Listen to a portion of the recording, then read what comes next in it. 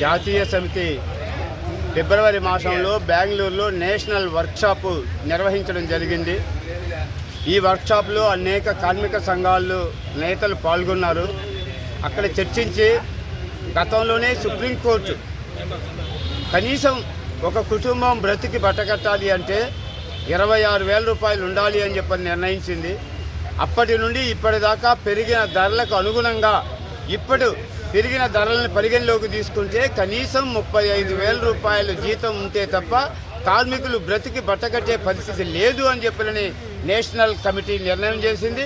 అందులో భాగంగానే ఈరోజు దేశవ్యాప్తంగా ఏఐటీయూసీ ఆధ్వర్యంలో కార్మికులందరికీ 35,000 రూపాయల వేతనం చెల్లించాలని డిమాండ్ చేస్తూ కేంద్ర రాష్ట్ర ప్రభుత్వాలకు విజ్ఞాపనలు అందించడం కోసం అన్ని జిల్లా కలెక్టర్ కార్యాలయాల వద్ద ఆర్డీఓ కార్యాలయం వద్ద ధర్నా జరుగుతోంది. అందులో భాగంగానే ఈరోజు తిరుపతి ఆర్డీఓ కార్యాలయం వద్ద ఈ ధర్నా కార్యక్రమాన్ని నిర్వహించాం.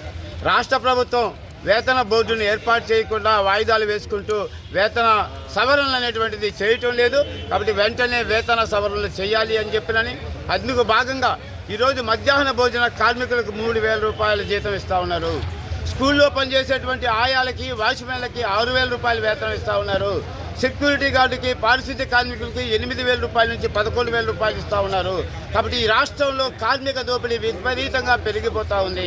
కాబట్టే చెప్తాల్చుకున్నాం, ఈరోజు రాష్ట్రంలో అసంఘటిత రంగ కార్మికులు, హమాలీ కార్మికులు, ఆటో కార్మికులు, ట్యాక్సీ కార్మికులు, అదేవిధంగా వీధి వర్తక వ్యాపారులు, అసంఘటిత రంగ కార్మికులు లక్షలాది మంది కార్మికులు పనిచేస్తున్నారు.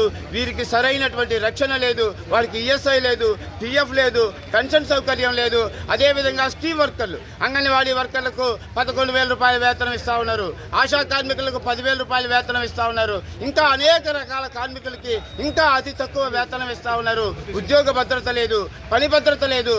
కాబట్టే కనీస వేతనాలు 35,000 రూపాయలు ఇచ్చి ఆ రకంగా కార్మిక వర్గాన్ని రాష్ట్ర కేంద్ర ప్రభుత్వాలు ఆదుకోవాలని డిమాండ్ చేస్తూ జరుగుతున్న ఈ యొక్క ధర్నాతో అయినా సరే ప్రభుత్వం కళ్ళు తెరిచి కార్మిక వేతనాలు పెంచే విధంగా చర్యలు తీసుకోవాలని ఏఐటీయూసీ విజ్ఞాపనం చేస్తూ ఉంది.